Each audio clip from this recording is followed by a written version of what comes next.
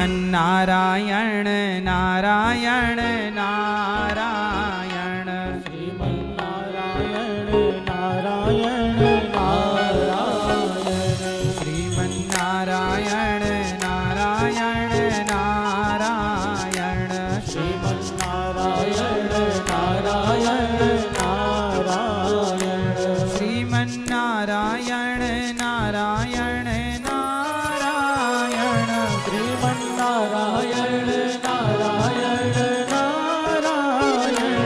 दोनों हाथ उठाइए प्रेम से कीर्तन। जय हो राधे।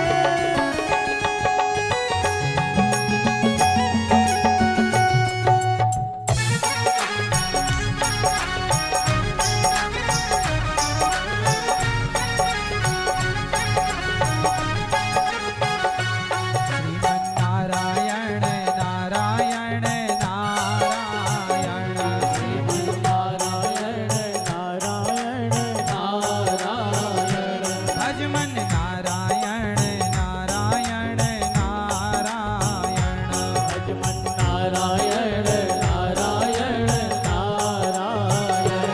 श्रीमन्नारायण नारायण नारायण श्रीमन्नारायण नारायण नारायण श्रीमन्नारायण नारायण नारायण श्रीमन्नारायण नारायण नारायण श्रीमन्नारायण नारायण नारायण। भज मन जय हो भज मन जय हो भज मन नारायण नारायण नारायण श्रीमन्नारायण नारायण नारायण।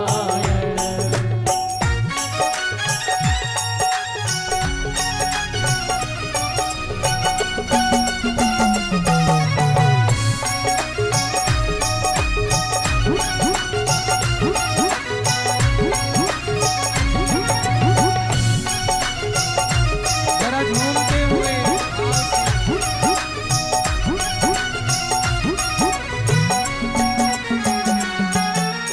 दिन में रोटी मैया आप लोग दिन में रोटी खाते हैं कि नहीं? दिन में रोटी रात में रोटी हरदम रोटी रोटी दिन में रोटी रात में रोटी हरदम रोटी रोटी। रोटी खाना बुरा नहीं है, पेट भरना जरूरी है, रोटी कपड़ा मकान होना चाहिए, पर दिन भर खाना और भगवान को भूल जाना ये गलत है। तो मेरे संग बोलो, दिन में रोटी रात में रोटी दिन भर रोटी रोटी दिन में रोटी रात में रोटी दिन भर रोटी रोटी। दिन में रोटी रात में रोटी हरदम रोटी रोटी दिन में रोटी रात में रोटी दिन भर रोटी रोटी। प्रभु भजन नहीं किया तो तेरी किस्मत होगी खोटी। हाँ प्रभु भजन जो किया नहीं तो किस्मत होगी खोटी। प्रभु भजन। अच्छा ये बताओ, बोलो का, भैया बोलो का, सब लोग बोलो का, खा, गा। का मतलब क्या हुआ? कृष्ण का भजन कर, का फिर खा, भजन करके खा, और खाने के बाद सो मत जा। क्या करना है? गा, का खा गा। यदि तुमने कृष्ण का भजन किया और भजन करके खाया और खा के भगवान का नाम गाया तो आखिरी में है घा। का खा गा घा। यदि तुमने भगवान का नाम गाया तो अपने असली घर को पाओगे। दिन में रोटी रात में रोटी हरदम रोटी रोटी में रोटी रात में रोटी हरदम रोटी रोटी। प्रभु भजन नहीं किया तो तेरी किस्मत होगी खोटी।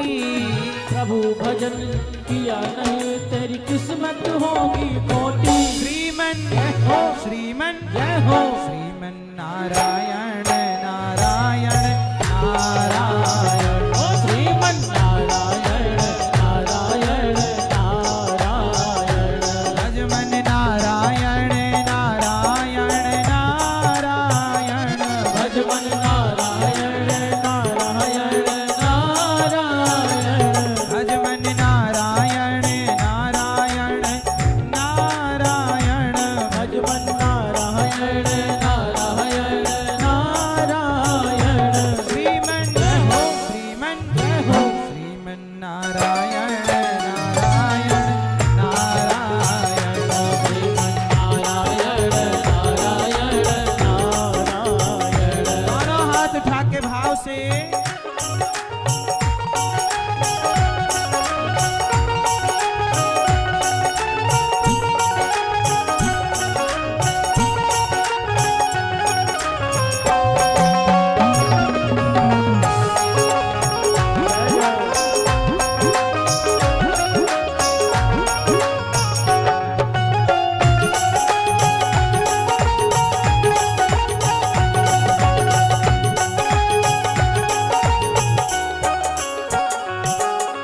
दिन में सोना रात में सोना हरदम सोना सोना दिन में सोना रात में सोना हरदम सोना सोना दिन में सोना दिन में सोना रात में सोना हरदम सोना सोना दिन में सोना रात में सोना हरदम सोना सोना प्रभु भजन नहीं किया तो भाई अंत समय है रोना प्रभु भजन जो किया न भाई अंत समय है रोना श्रीमन नारायण नारायण नारायण श्रीमन नारायण नारायण नारायण सोना कितना जरूरी है दिन में सोना रात में सो लिया बहुत पर आजकल का आदमी इतना आलसी है दिन में सोना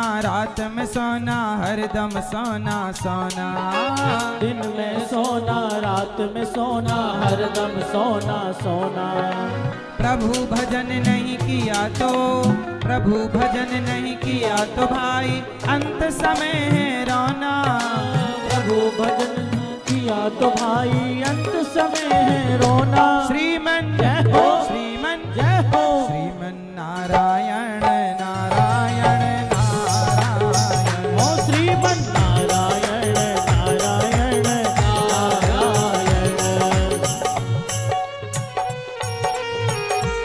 हरि बोल दोनों हाथ उठा के भाव से तालियों की सेवा कर लो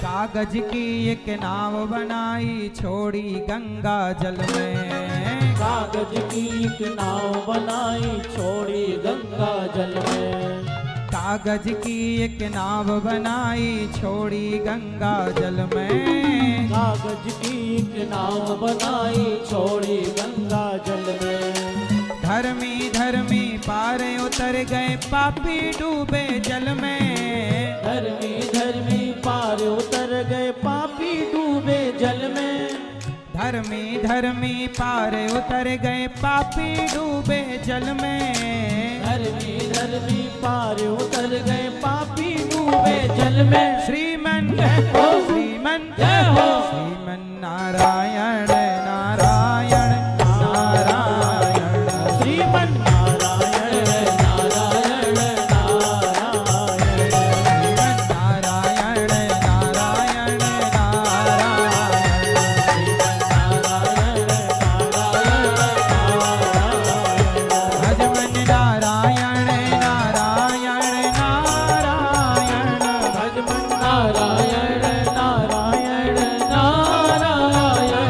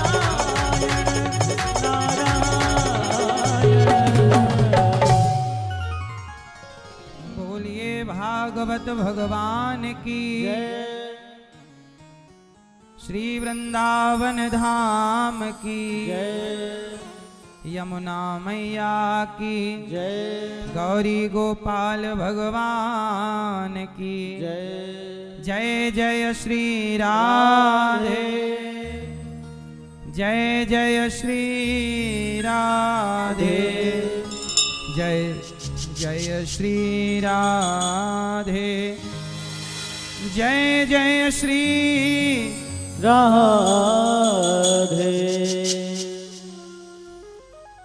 परम मंगलमय परात्पर अखिलेश्वर अखिल ब्रह्मांड नायक परात्पर परब्रह्म भगवान श्री कृष्ण की वांगमयी प्रतिमूर्ति श्रीमद् भागवत महापुराण।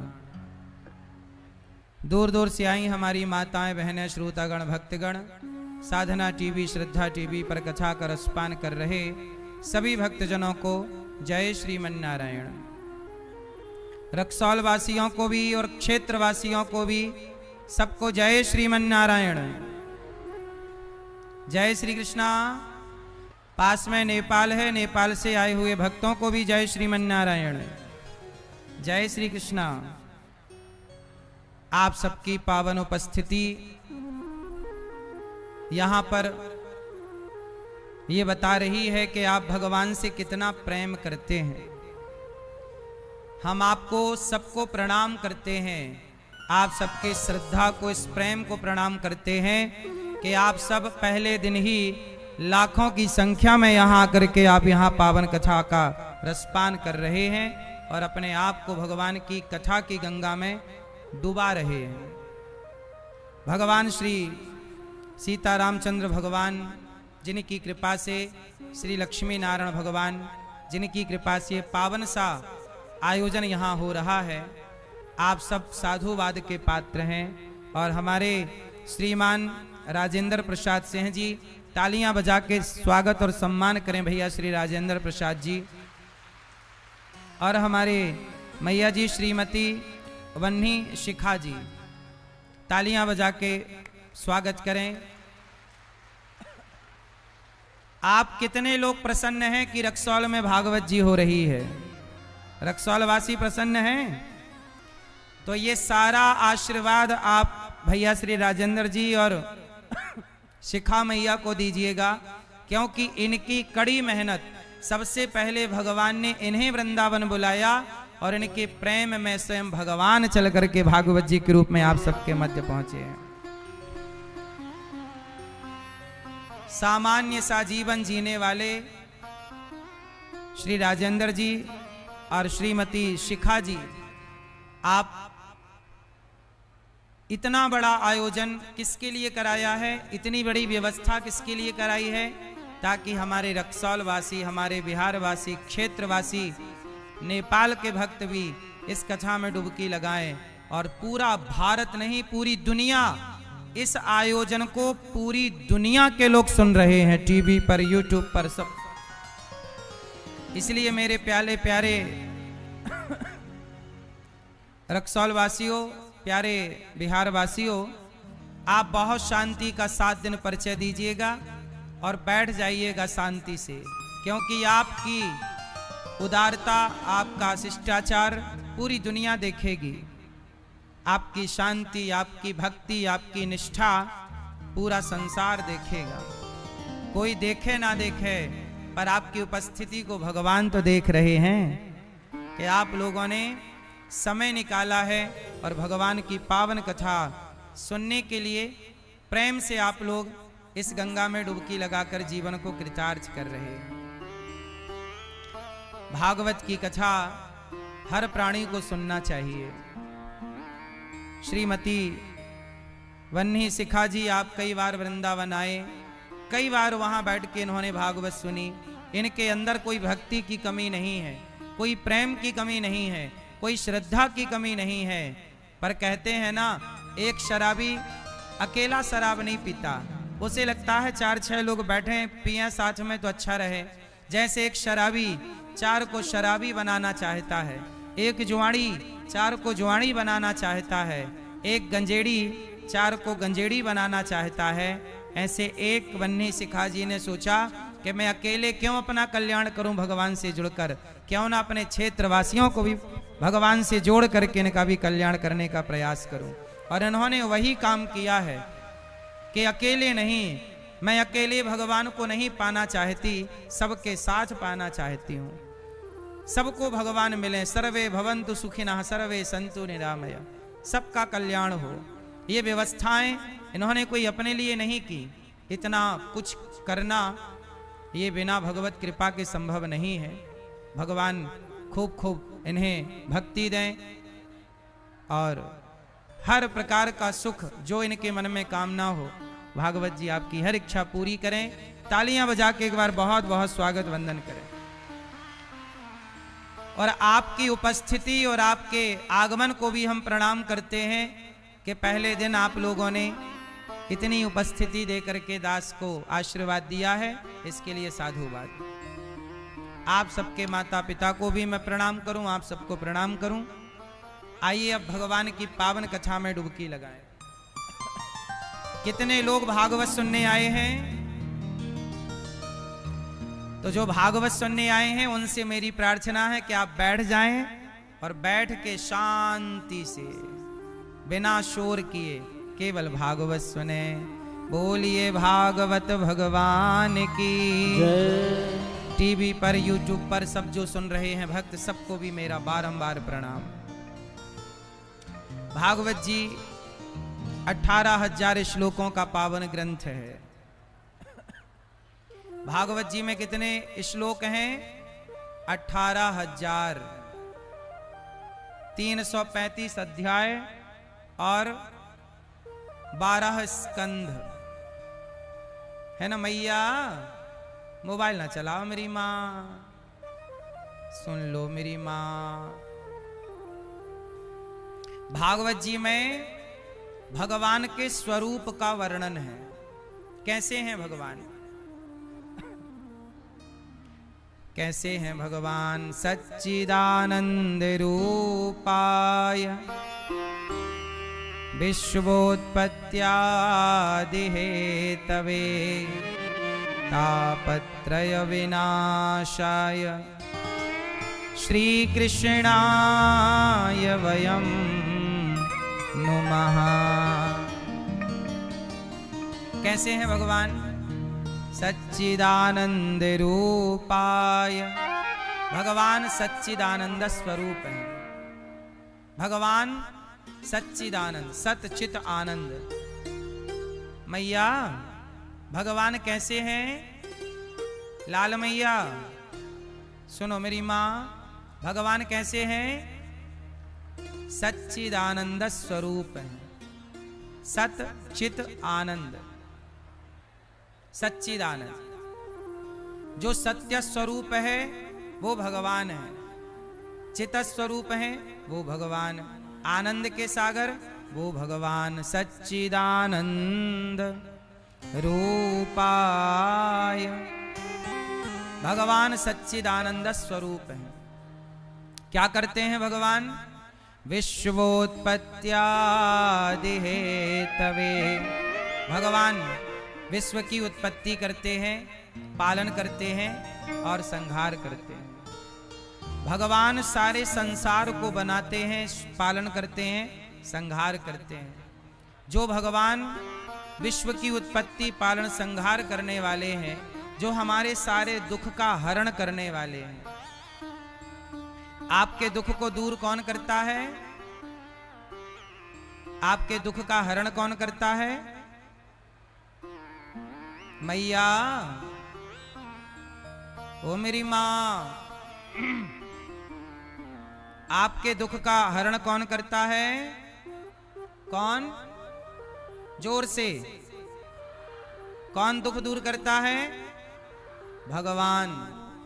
हम सबके जीवन में दुख कितने प्रकार के होते हैं? 3 प्रकार के। हम सबके जीवन में 3 तरह का दुख होता है, दैहिक, दैविक और भौतिक। जो देह से बीमारियां दैहिक दुख कहलाता है। जो अधिक बारिश होने से, अधिक गर्मी और सर्दी पड़ने से जो संकट उत्पन्न होता है ये दैविक दुख कहलाता है। और किसी जीव जंतु के द्वारा परेशान किए जाने से भौतिक दुख कहते हैं। सांप का डस लेना, कुत्ते के द्वारा काट लिया जाए, ये सब जो दुख होगा इससे, ये भौतिक प्राणियों से मिला दुख भौतिक दुख कहलाता है। लेकिन एक बात बताएं, जो भगवान की शरण में आ गया,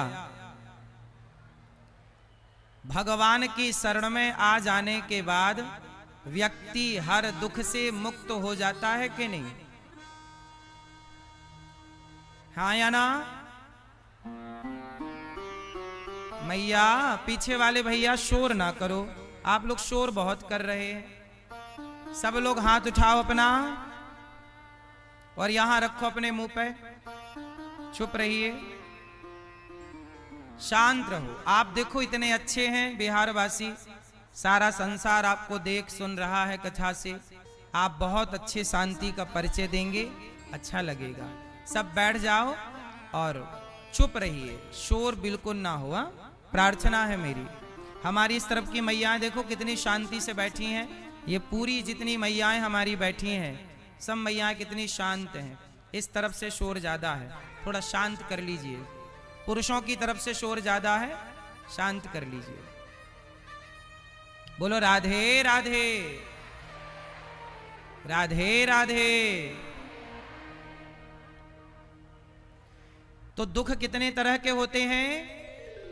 दैहिक, दैविक, भौतिक, तीन तरह का दुख होता है। लेकिन जो भगवान की शरण में है वो सारे दुखों से मुक्त हो जाता है। अच्छा ये बताओ, विभीषण दुखी थे कि नहीं?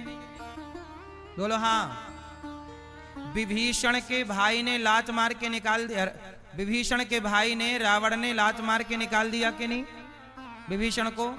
बोलो हाँ कि ना, जोर से।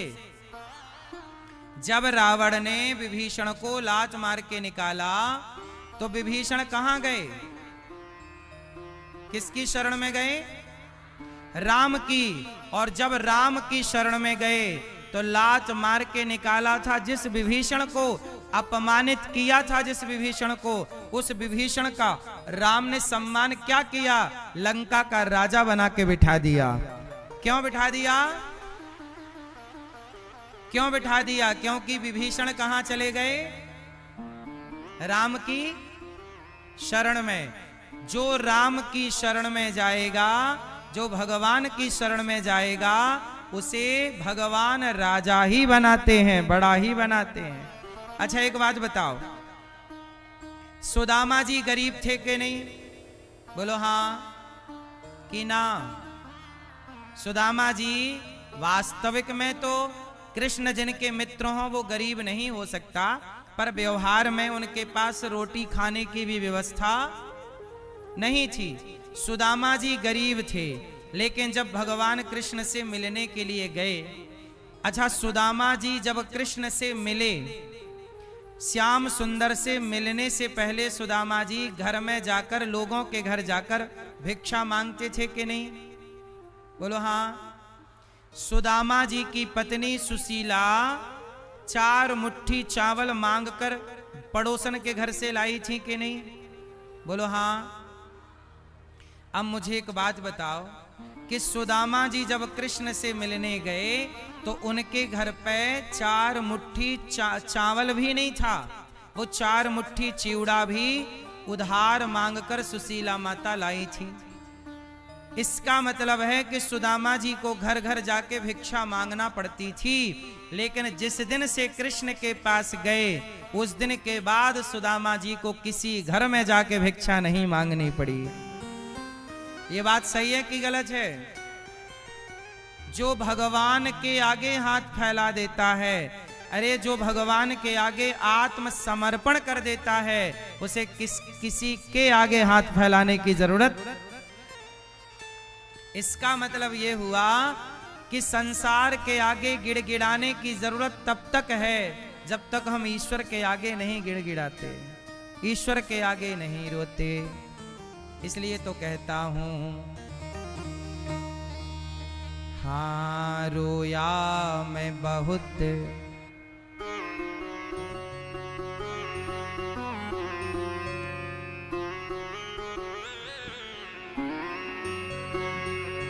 रोया मैं बहुत जग के आगे,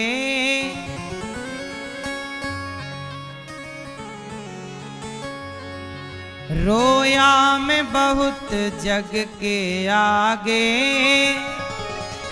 तेरे आगे रोना बाकी है। भक्तों एक बात बताएं, सबके आगे रोकर देख चुके हो, सबका होकर देख चुके हो। रोया मैं बहुत जग के आगे, तेरे आगे रोना बाकी है। मैं सबका होकर देख चुका, तेरा होना कान्हा बाकी है। किसका होना बाकी है? हम सबका होकर देख चुके, हम सबके आगे रोकर देख चुके, भगवान के आगे रोना अभी बाकी है। सबका होकर देख चुके, भगवान का होना जोर से। बस मेरी माँ, यदि आप सबकी हो चुकी, एक और भगवान की हो जाओ। सबके आगे रो चुके तो भगवान के आगे रो। अच्छा एक बात बताओ, द्रौपदी की जब लाज लुटी, द्रौपदी का वस्त्र, द्रौपदी के वस्त्र किसने उतारे थे? जोर से। मैया अब मेरी प्रार्थना है, अब शांति बहुत जरूरी है आपके लिए। चुपचाप बैठ जाओ लाल मैया। ए भैया पीछे वाले, आप सबको बैठने दो, वहीं जहां हैं सब लोग वहीं बैठने दो। और हाथ जोड़ के सबको निवेदन करो, पाठक जी कार्यकर्ताओं को एक्टिव करो, वहां जो भक्त खड़े हैं सबको बिठाओ, हाथ जोड़ के प्रार्थना करो सबसे। भैया बैठ जाइए और सब बैठें और शांति से सुने। लाल मैया बैठ जाओ मेरी माँ। बीच की गैलरी पूरी खाली कर लो, अब सब बैठ जाओ। कार्यकर्ता हाथ जोड़ के सबसे शांति और बैठने का आग्रह कर लें प्रेम से। अब ना मैया, ओ लाल मैया देखो जरा, खड़ी होके प्रपंच कर रही है मैया। ये नहीं कि बैठ के बातें कर ले। ए मैया, बहरी भी है मैया।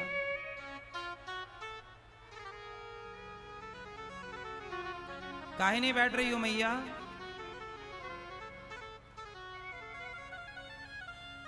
सब बैठ जाओ प्रेम से। अच्छा एक बात बताओ,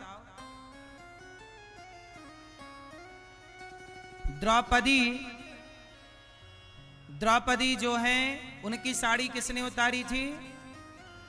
सब लोग उत्तर दीजिएगा। सुनना ऐसा होगा, जो हम पूछ रहे हैं वो आप बताएंगे, हमें लगेगा कि आप सुन रहे हैं। बताओ द्रौपदी के कपड़े किसने उतारे थे? दुशासन ने। किसने? जोर से। दुशासन ने। जब द्रौपदी की साड़ी दुशासन ने पकड़ी तो द्रौपदी ने किसे बुलाया? जोर से, जोर से। गलत उत्तर। द्रौपदी ने पहले बुलाया अर्जुन को, भीम को, नकुल को, सहदेव को।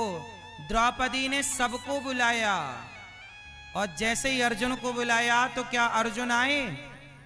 द्रौपदी की रक्षा करने अर्जुन बढ़े? बोलो हाँ कि ना? क्या द्रौपदी की रक्षा करने अर्जुन आए? नहीं। क्यों? अर्जुन मजबूर है। भीम आए? नहीं, मजबूर है। द्रौपदी ने सबको बुलाया, जब कोई नहीं आया तब द्रौपदी को लगा कि ये जगत के लोग बहरे हैं। जगत के लोग, जगत के लोग बहरे हैं। सुनने वाला कौन है? जगन्नाथ, जगत को बुलाकर समय ना बर्बाद किया जाए, डायरेक्ट जगन्नाथ को पुकारा जाए कि हे प्रभु अब आपके सिवा हमारा। द्रौपदी ने सबको बुलाया, जब कोई नहीं आया। अच्छा एक बात बताओ, द्रौपदी ने बुलाने में देर लगाई कि श्री कृष्ण ने आने में देर लगाई? किसकी तरफ से देरी थी? बोलो मेरी मां। बुलाने की देर थी, आने में देर क्यों? द्रौपदी ने क्यों देर लगाई? क्योंकि द्रौपदी को इन लोगों पे भरोसा था। आप लोगों को भी पहले परिवार पे भरोसा होता है, आप लोगों को भी पहले संसार में भरोसा होता है। और भगवान कहते हैं कि जो मेरा भक्त है उसे पहले किसी पर भरोसा नहीं, पहला भरोसा भगवान पर होना चाहिए। पहला भरोसा। और द्रौपदी ने पहला भरोसा किस पर किया? पांडवों पर। किस पर किया? द्रौपदी ने कहा कहां जा छिपे हो प्यारे कन्हैया, कहां जा छिपे हो प्यारे कन्हैया, यहाँ लाज मेरी लुटी जा रही है। दुशासन के हाथों तेरी द्रौपदी की सभा बीच साड़ी खींची जा रही है। कहाँ जा छिपे हो प्यारे कन्हैया, यहाँ लाज मेरी लुटी जा रही है। द्रौपदी ने बुलाया, गुरु द्रोण बोलो, पितामह बोलो, तुमसे तुम्हारी ये बहू पूछती है। हे गुरु द्रोणाचार्य, हे पितामह, सबसे द्रौपदी ने कहा, गुरु द्रोण बोलो, पितामह बोलो, तुमसे तुम्हारी ये बहू पूछती है। पांचों पति आज बैठे सभा में, पांचों पति आज बैठे सभा में, महलों की रानी लुटी जा रही है। जब अर्जुन को बुलाया, भीम को बुलाया, सबने सिर झुकाया, सबने मना कर दिया, हम मदद नहीं कर सकते। तब द्रौपदी ने हाथ उठाए, हे गोविंद, आओ कन्हैया, आओ मुरारी, तुमको पुकारे ये बहना तुम्हारी। देखो जरा ये हालत हमारी, बहना तुम्हारी लुटी जा रही है।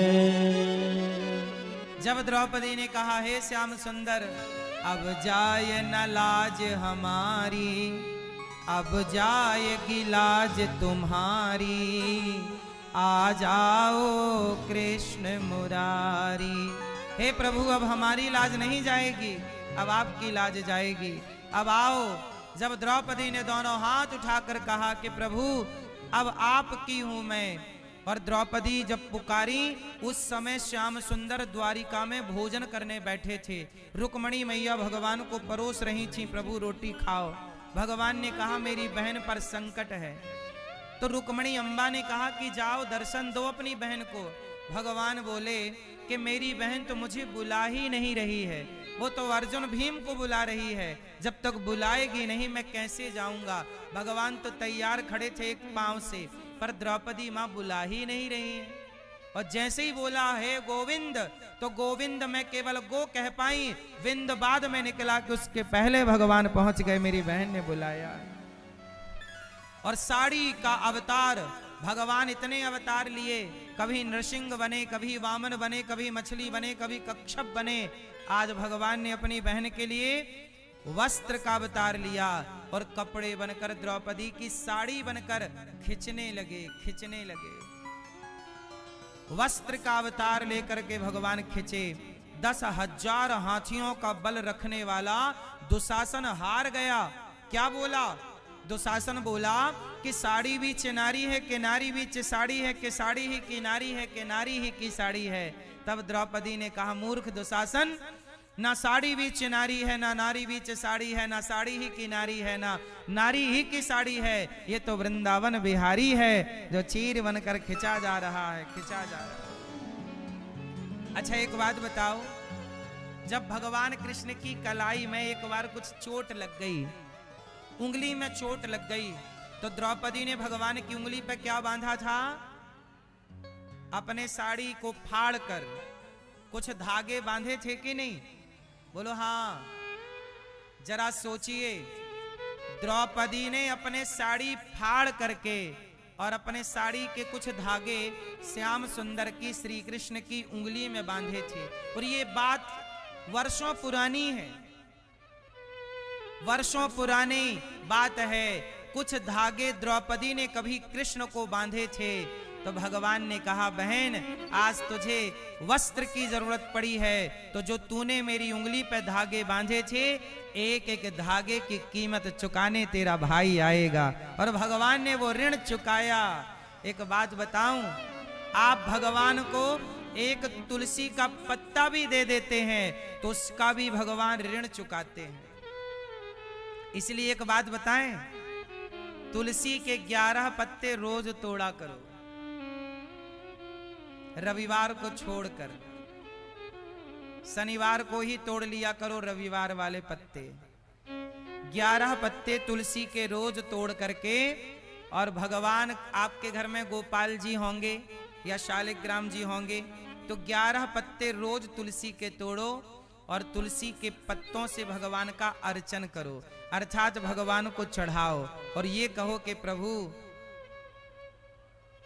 इन पत्तों के सिवा मैं और क्या दूं आपको। इन पत्तों में आप अपने आप को निहित करके, सम्मिलित करके, हे प्रभु हम पत्तों की तरह अपने आप को आपके चरणों में चढ़ा रहे हैं।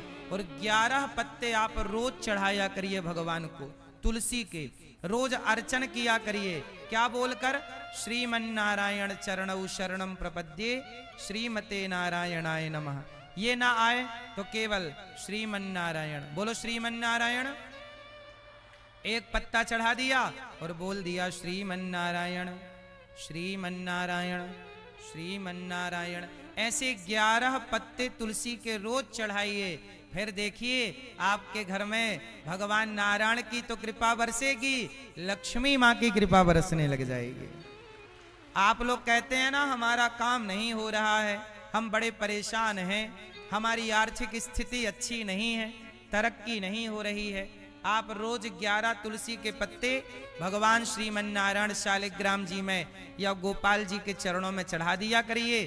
फिर देखिए भगवान कहते हैं द्रौपदी ने एक तनिक सा धागा क्या दे दिया, भगवान ने धागे के बदले इतना कपड़ा दान कर दिया द्रौपदी को। भगवान कहते हैं तुम पहले मुझे कुछ दो तो सही। अच्छा एक बात बताओ, सुदामा ने भगवान को क्या दिया? चावल दिए? बोलो हाँ। जब तक सुदामा जी ने चावल चिवड़ा नहीं दिया, चावल नहीं दिया, तब तक क्या भगवान ने उन्हें धन धान्य दिया? नहीं। भगवान कहते हैं मैं तैयार हूं देने के लिए, पर तुम्हारे को क्या करना पड़ेगा? पहले शुरुआत तुम्हें करनी पड़ेगी। तुम दो, जब तुम दोगे तब मैं दूंगा। जब तुम किसी भूखे को भोजन कराओगे, भगवान कहते हैं तुम किसी को रोटी दो, मैं तुम्हारे लिए रोटी लिए बैठा हूं। तुम किसी की मदद करो, मैं तुम्हारी मदद करने के लिए बैठा हूं। तुम पहले अपने कदम तो बढ़ाओ, तुम अपने हाथ तो बढ़ाओ। इसलिए भगवान कहते हैं तेरी डूबती नैया का माझी बन जाऊंगा। तेरी डूबती नैया का माझी बन जाऊंगा। तू छोड़ दे चिंता को, आंधी को रोक लूंगा। तू रख ले मुझ पे भरोसा। आप गाओ मेरे संग, तू रख ले। भगवान कहते हैं कि तू रख ले मुझ पे भरोसा, नैया पार लगा दूंगा। तुम 2 कदम चलो, मैं 10 कदम चलूंगा। भगवान कितने कदम चलते हैं? जोर से 10 कदम। लेकिन 10 कदम तब चलेंगे जब आप 2 कदम आगे बढ़ाओगे। आप 2 चलो भगवान, तू आगे चलता जा, तेरे पीछे मैं चलूंगा। आप में से किस किस को भगवान पे भरोसा है? तू आगे चलता जा, तेरे पीछे मैं चलूंगा। तू थक भी गया राहों में, मैं तुझको उठा के चलूंगा। हर वक्त हर घड़ी मैं साया बन के चलूंगा। तुम 2 कदम चलो, मैं 10 कदम चलूंगा।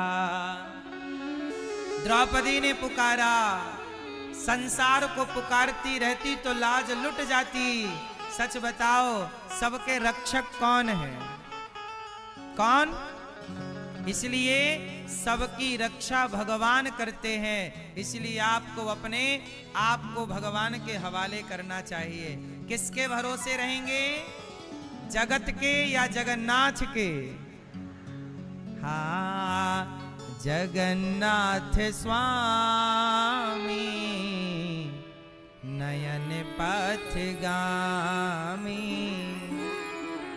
जगन्नाथ स्वामी नयन पथगामी।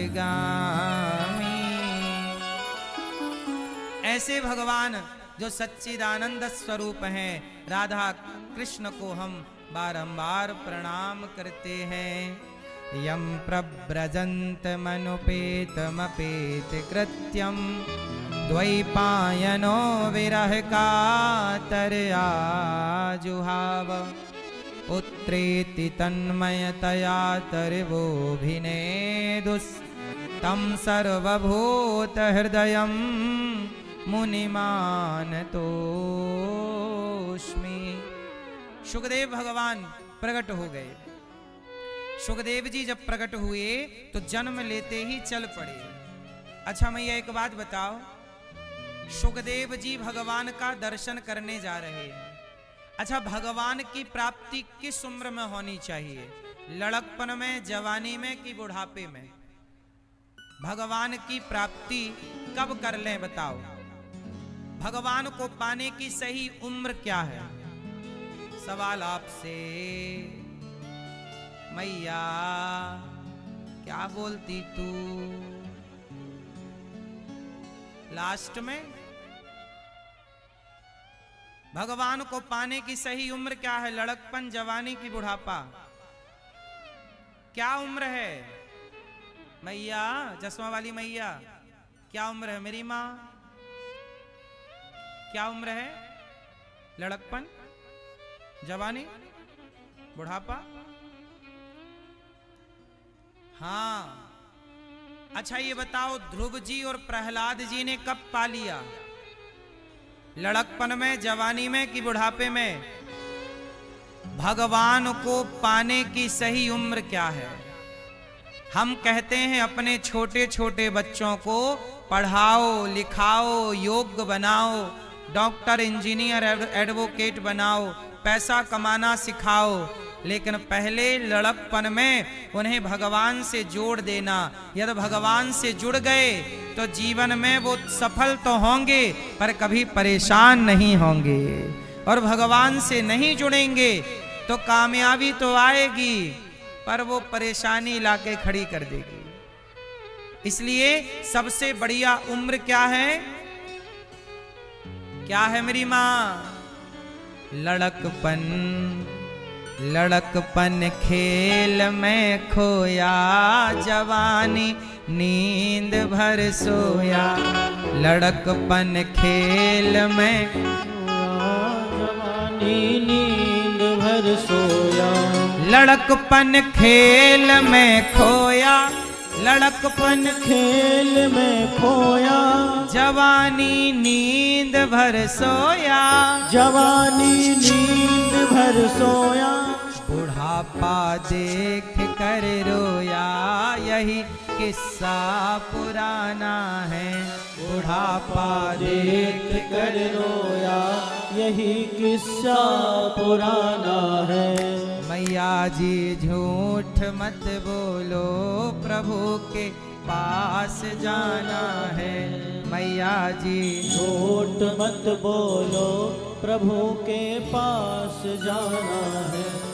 लड़कपन खेल में खोया, जवानी नींद भर सोया। बुढ़ापा, इसलिए कहता हूँ लड़कपन सबसे बढ़िया। इसलिए कहता हूँ कथा में आप आओ छोटे छोटे बच्चों को। छोटे मतलब ये नहीं कि जो कल पैदा हुए उनको ही ले आओ, तुम यहाँ रुलाओ फिर हम चुप कराते फिरे उनको। छोटे बच्चों को मतलब जो कथा समझने लायक हैं। 15 साल का लड़का है, 15 साल की बेटी है, 12 साल के बच्चे हैं। ये जिस उम्र में बच्चे समझने लग जाएं, तो जब बच्चे समझने लग जाएं तो सही चीज समझा देना। सही चीज नहीं समझा पाओगे तो फिर बुराइयां उन्हें जकड़ लेंगी। बोलो हाँ या ना।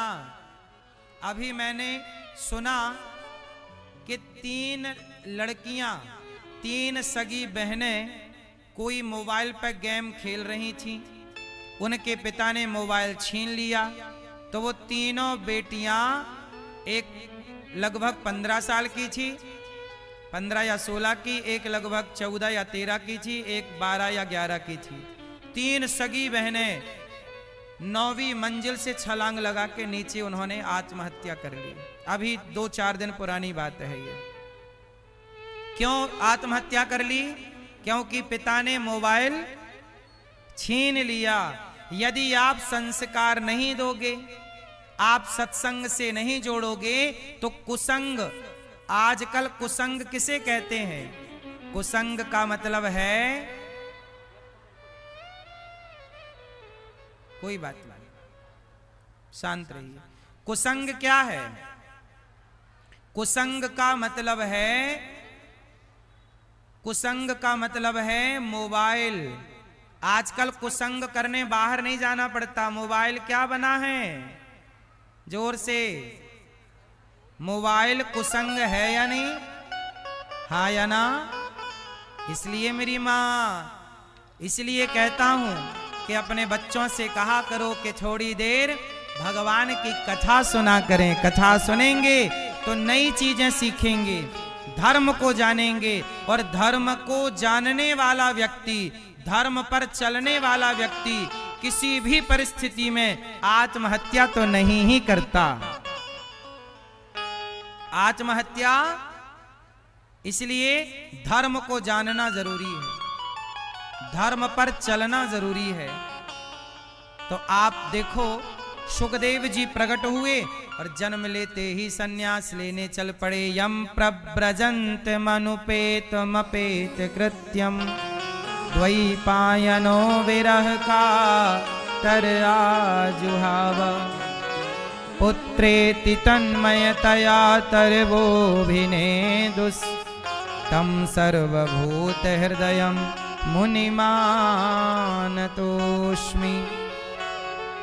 श्री सुखदेव जी महाराज प्रकट हुए और जैसे ही प्रकट हुए जन्म लेते ही चल पड़े। इन सुखदेव भगवान ने ही राजा परीक्षित जी को भागवत सुनाई और राजा परीक्षित जी की 7 दिनों में मुक्ति हुई। 88,000 संत बैठे हैं, सूत जी आए, सब संतों ने खड़े होकर सूत जी का स्वागत किया। कहा गुरुदेव कथा सुनाओ। अच्छा मैया,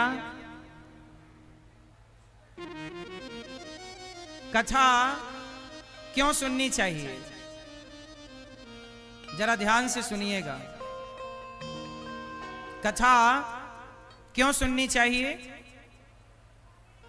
क्योंकि जब हम कथा सुनते हैं तो ऐसा लगता है कि भगवान हमारे पास में है। भगवान की उपस्थिति क्या है? बोले कथा ही भगवान की उपस्थिति है। कथा क्या है? भगवान की उपस्थिति। भगवान का मंदिर हमें भगवान के मंदिर में आप भगवान से इस तरह नहीं कनेक्ट होते जिस तरह आप भगवान की कथा से भगवान से कनेक्ट होते हैं। भगवान के कथा आपको भगवान से जोड़ती है। बोलो हाँ। इसलिए मंदिर जाओ या मत जाओ पर सत्संग जरूर करो, कथा जरूर सुनो। एक घड़ी आधे घड़ी आधे की पुनियाद, तुलसी चर्चा राम की हरहि कोटि अपराध। रोज सत्संग करना चाहिए, रोज भगवान की कथा सुननी चाहिए, थोड़ी ही सही सुनना जरूर चाहिए। अब देखो श्री एक बार देवताओं के राजा इंद्र ने भागवत सुनने का मन बनाया, पर देवताओं के राजा को भी सुखदेव जी ने भागवत नहीं सुनाई। भागवत सब नहीं सुन पाते। कहते हैं ना कि बिहारी जी की महफिल को बिहारी जी सजाते हैं और कथा सुनने वही आते हैं जिन्हें बिहारी जी बुलाते हैं। तो आप लोग जो आए हैं अपनी मर्जी से नहीं आए हैं, कहीं ना कहीं भगवान ने आपके अंदर आकर प्रेरणा दी कि चलो कथा हो रही है हम भी सुने आए। जिनके अंदर भगवान ने प्रेरणा दी वो आ गए और जिन्हें प्रेरित नहीं किया वो अपने घरों पर बैठे हुए हैं, जबकि हैं रक्सौल के ही। तो भगवान सबके भीतर प्रवेश नहीं करते, आपके भीतर शुश्रू सुभिष्ट क्षणात् भगवान आपके ऊपर प्रवेश, आपके भीतर प्रवेश करके, और भगवान ने कहा कि चलो कथा में, और आप चले आए। एक बार देवताओं के राजा इंद्र ने कहा कि मैं भी भागवत सुनूंगा, पर सुखदेव जी के पास गए तो सुखदेव जी ने मना कर दिया। बोले हम आपको भागवत नहीं सुनाएंगे। क्यों नहीं सुनाएंगे? क्योंकि आपके अंदर श्रद्धा नहीं है। आप तो सौदा करने आए हैं। एवं विनिमय जाते सुधार आज्ञा प्रपीयता, अदला बदली करने आए। अच्छा, इंद्र के पास ना स्वर्ग का अमृत है।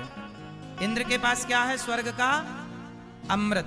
एक बार क्या हुआ, स्वर्ग का अमृत लेके राजा इंद्र आए और सुखदेव जी से बोले कि स्वर्ग का अमृत आप परीक्षित को पिला दो और ये कथा का अमृत आप हमें पिला दो।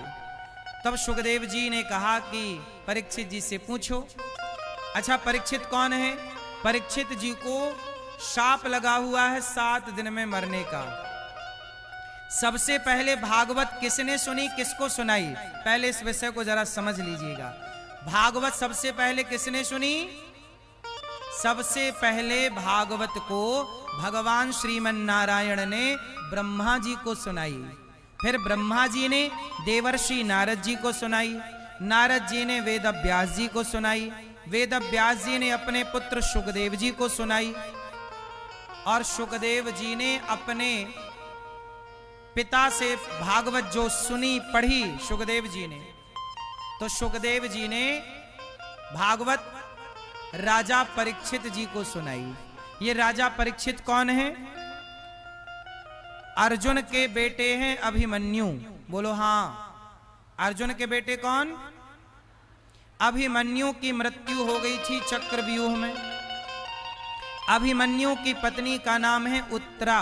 उत्तरा गर्भवती थी, तो जो उनका बच्चा हुआ वही कहलाए परीक्षित। अच्छा, परीक्षित जी ने क्या गलती कर दी? एक संत का अपमान कर दिया। अच्छा एक बात बताओ, माता का, पिता का, गुरु का, संत का, गाय का अपमान करने से आयु बढ़ती है कि घटती है? क्या होती है? क्या होती है? घटती है। राजा परीक्षित जी ने एक दिन संत का अपमान कर दिया। एक संत जी थे शमीक जी, उनके गले में मरा हुआ सांप डाल दिया राजा परीक्षित जी ने। तब उन्हें शाप मिला कि राजन, तुम तो राजा हो और राजा का धर्म है कि वो साधु संतों का सम्मान करे, तुम तो अपमान कर रहे हो, गला मरे सांप डाल रहे हो गले में मरा हुआ, जाओ तुम्हें शाप देते हैं। इति लंघित मर्यादम तक्षकः सप्तमे हनि। राजा परीक्षित जी को 7 दिन में मरने का शाप लगा। कितने दिन में मरने का? तो राजा परीक्षित जी ने सोचा कि मुझे तो 7 दिन में मर जाना है, अब मैं क्या करूं? तब राजा परीक्षित जी ने भागवत सुनी और सुखदेव जी ने शुकताल में राजा परीक्षित जी को भागवत सुनाई।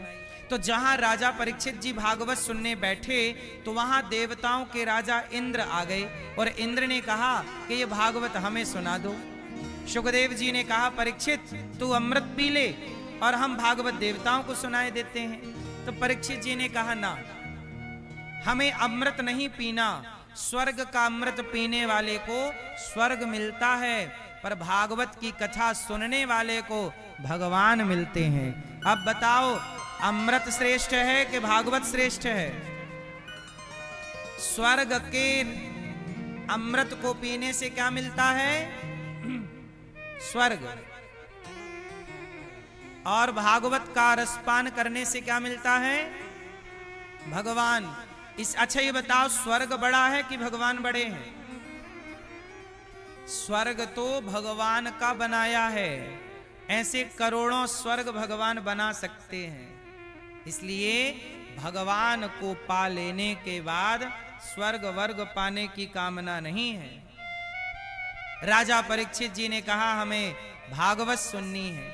तब सुखदेव जी ने भागवत राजा परीक्षित को सुनाई और इंद्र से कहा कि आप सौदागर बन के आए हैं, कथा में आओ ना तो प्रेमी बनकर आओ, प्रेम से सुनो, जहां जगह मिल जाए वहां बैठ के सुनो, क्योंकि आप सुनने आए हैं। जब राजा परीक्षित, जब सुखदेव जी ने देखा कि इंद्र तो सौदा करने आ गए, तब सुखदेव जी ने डांट कर इंद्र को वहां से भगा दिया। बोले नहीं, हम तुम्हें भागवत। सोचिए, देवताओं के राजा को भी सुखदेव जी ने भागवत नहीं सुनाई। क्यों नहीं सुनाई? क्योंकि तुम अधिकारी नहीं हो इसके। भागवत सुनने के अधिकारी सब नहीं होते मेरी माँ। भागवत सुनने का अधिकारी कौन है? जिसके अंदर श्रद्धा है, प्रेम है। अब श्रद्धा नहीं, प्रेम नहीं, तो आप यहां आओगे तो सुनोगे क्या? शोर कौन लोग करते हैं, व्यवस्था कौन लोग बिगाड़ते हैं? जिनके अंदर श्रद्धा नहीं। जो श्रद्धावान है, आप लोग देखो ना, इतने लोग कितनी शांति से सुन रहे हैं, मतलब आपके अंदर श्रद्धा है। और भागवत वही सुने जिनके अंदर श्रद्धा है। श्रद्धावान लभते ज्ञानम। श्रद्धावान को ज्ञान मिलता है, श्रद्धावान को भगवान की कथा मिलती है। देवताओं के राजा इंद्र को नहीं सुनाई गई भागवत। देवताओं के राजा चले गए, स्वर्ग में तराजू बांधी गई, एक पलड़े में भागवत को रखा गया, दूसरे पलड़े में स्वर्ग के सुखों को रखकर तौला गया। तो भागवत जी का पलड़ा भारी था। भागवत जी की बराबरी थोड़ी कोई कर सकता है। इसलिए मेरी माँ, थोड़ा सा समय निकालकर भगवान की कथा अवश्य सुना करिए, क्योंकि आप कितना भी कमा लो जगत में, लेकिन ये सब कुछ कमाया हुआ यहीं रहना है सबका। लेकिन जो राम नाम का धन कमाओगे, जो पुण्य की पूंजी कमाओगे, जो दया धर्म करोगे समाज संसार में, वही पुण्य मेरे संग जाएगा। जब मैं मरूंगा तो लोग मेरे शरीर से कपड़े भी उतार लेंगे, लेकिन जो अनिरुद्धाचार्य ने पुण्य किया होगा, किसी बेसहारा वृद्ध माँ की सेवा यदि मैंने सच्चे मन से की होगी, किसी भूखे को भोजन निस्वार्थ भाव से कराया होगा, तो वह पुण्य सदा मेरा साथ देगा। इसलिए दास अनिरुद्ध गौरी गोपाल आश्रम में वृद्ध माओं की सेवा करता है। 310 वृद्ध माएं गौरी गोपाल आश्रम में रहती हैं। अखंड 30,000 लोग भरपेट भोजन करें, ऐसी गौरी गोपाल में सबके भोजन की व्यवस्था है। सब भोजन करते हैं निःशुल्क। तो ये दास अनिरुद्ध सेवा करता है। आपसे भी कहता हूं कि इन सेवा से अपने आप को जोड़िएगा। आपके सहयोग से गौरी गोपाल आश्रम में वृद्ध माएं रहती हैं। हजारों साधु संतों को पेट भर भोजन मिलता है रोज। कल भी जब मैं आया तो संत लोग आ चुके थे भोजन करने के लिए। मैं सुबह सुबह निकला, ये देखो ये हजारों संत रोज भोजन करते हैं गौरी गोपाल में, जो फुटपाथ पर सोते हैं। आपसे भी मेरी प्रार्थना है कि एक दिन का भोजन आप अपनी ओर से करा सकते हैं संतों को। जीवन में हम जब जाएंगे तो हमारे संग क्या चलेगा? पुण्य। इसलिए पैसा कमाइएगा, बच्चों को पढ़ाइएगा, अपने लिए थोड़ा बचाइएगा, पर जब आपकी कमाई से ज्यादा हो, आपके पास अधिक ईश्वर दें, तो उससे जरूर किसी भूखे को रोटी देना चाहिए। पहले आप अपना पेट भर लो। जब आपका पेट भर जाए, लगे आपको कि मैं किसी और का भी पेट भर सकती हूँ या भर सकता हूँ, ईश्वर ने मुझे इस योग्य बनाया है, तो जरूर किसी के बारे में सोचना। फिर देखना, आप किसी के बारे में सोचो तो सही, लिख कर देता हूँ मेरी माँ, तुम्हें अपने बारे में नहीं सोचना पड़ेगा, भगवान खुद प्लानिंग करके देंगे आपके लिए। आपके बच्चों की आप क्या प्लानिंग करोगे? आपके बच्चों की आप क्या प्लानिंग कर सकते हैं? जब भगवान प्लानिंग करेंगे ना, तो आपकी सोच से कई गुना ज्यादा। आप नहीं सोच सकते थे कि विधाता ये देंगे।